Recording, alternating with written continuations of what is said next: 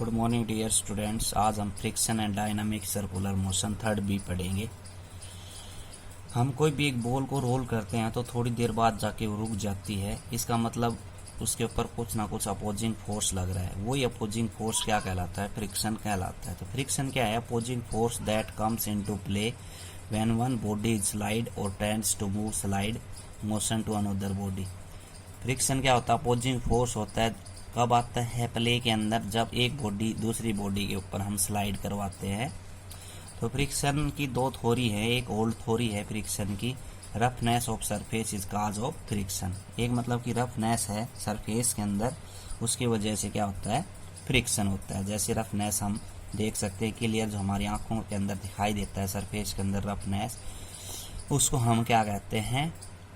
Friction ज़्यादा रहता है रफनेस की वजह से। तो ये ओल्ड थ्योरी है।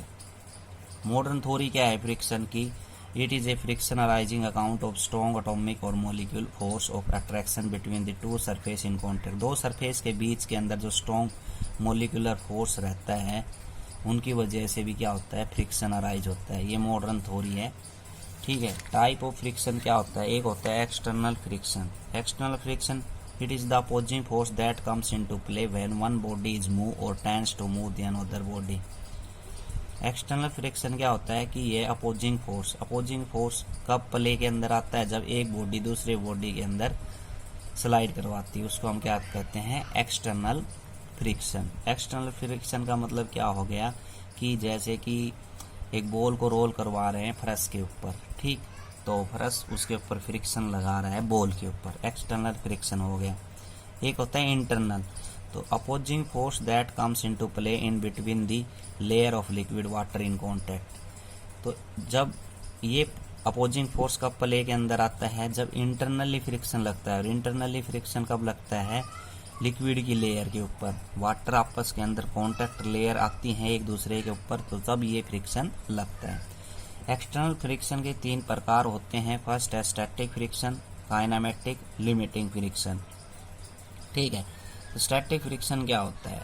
The force of friction that comes into play when one body tends to move another body in contact but actually motion does not start. जब एक बॉडी दूसरी बॉडी के ऊपर स्लाइड करती है लेकिन वो रेस्ट के अंदर रहती है, मोशन में नहीं रहती, तब ये जो फ्रिक्शन आता है उसको हम स्टैटिक फ्रिक्शन कहते हैं। लिमिटिंग फ्रिक्शन क्या होता है? The force of friction that comes into play when one body is worse to move another body contact. इसका मतलब ये है कि एक यह बॉडी दूसरी बॉडी पे स्लाइड करने के लिए तैयार हो जाती है या मूव करने के लिए तैयार हो जाती है, जब ये फ्रिक्शन प्ले में आता है, रोल में आता है, उसको हम लिमिटिंग फ्रिक्शन कहते हैं। Static friction greater than equal to होता है 0 के और लेस देन इक्वल टू होता है लिमिटिंग फ्रिक्शन के। काइनेमेटिक फ्रिक्शन क्या होता है? The force of friction which arise when one body is actual move to another body in contact. Kinematic friction के अंदर ये फ्रिक्शन जब प्ले के अंदर आता है, जब एक बॉडी दूसरी बॉडी के ऊपर चलना स्टार्ट कर देती है, उसको हम काइनेमेटिक फ्रिक्शन कहते हैं। काइनेमेटिक फ्रिक्शन हमेशा लेस देन होता है लिमिटिंग फ्रिक्शन के। ये कुछ एग्जाम्पल स्टैटिक फ्रिक्शन, कुछ डिफरेंस है और काइनेमेटिक फ्रिक्शन के अंदर। Static friction self adjusting friction होता है, मतलब कि फोर्स ऑफ फ्रिक्शन जो फोर्स अप्लाई करते हैं, और जब स्टैटिक फ्रिक्शन लगता है तो जितना फोर्स लगता है उतना ही स्टैटिक फ्रिक्शन अपने आप एडजस्ट हो जाता है उसका, इसलिए उसको सेल्फ एडजस्टिंग फ्रिक्शन कहते हैं। काइनेमेटिक फ्रिक्शन कांस्टेंट रहता है, ये वेरिएबल है, मतलब बदलता रहता है। ये काइनेमेटिक फ्रिक्शन जो है डायरेक्टली प्रोपोर्शनल टू होता है नॉर्मल रिएक्शन के, और स्टैटिक फ्रिक्शन भी डायरेक्टली प्रोपोर्शनल होता है नॉर्मल रिएक्शन के। तो यहाँ प्रोपोर्शनलिटी का निशान हटाएंगे तो यहाँ म्यू यूज करेंगे, म्यू एस, और यहाँ पे म्यू के यूज करेंगे। म्यू क्या है? Constant call coefficient of static friction और constant call coefficient of kinematic friction. तो ये भी काम आएंगे कोफिशिएंट वगैरह। ग्राफ देखो, static friction, limiting friction and kinematic friction के बीच के अंदर क्या ग्राफ है? तो force of friction one side दिखाया है, अप्लाइड फोर्स वन साइड दिखाया है राइट साइड के अंदर।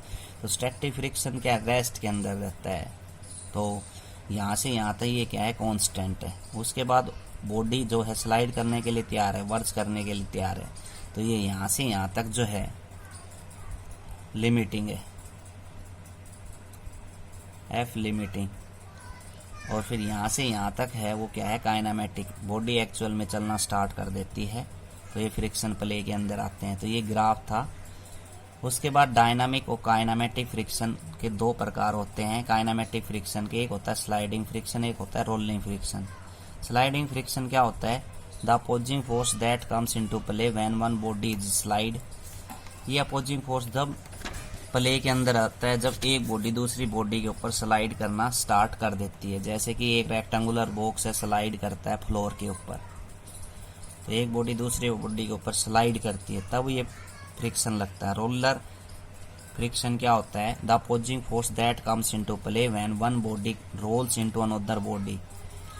एक बॉडी दूसरी बॉडी के ऊपर रोल्स करती है तब ये फ्रिक्शन आता है प्ले के अंदर, उसको हम रोलर फ्रिक्शन कहते हैं। जैसे cylinder is roll on the ground, cylinder ये एग्जांपल्स है। ठीक है, ये फ्लो चार्ट दे रखा है। अभी हमने सारे टाइप्स बताए हैं फ्रिक्शन के, इंटरनल एक्सटर्नल।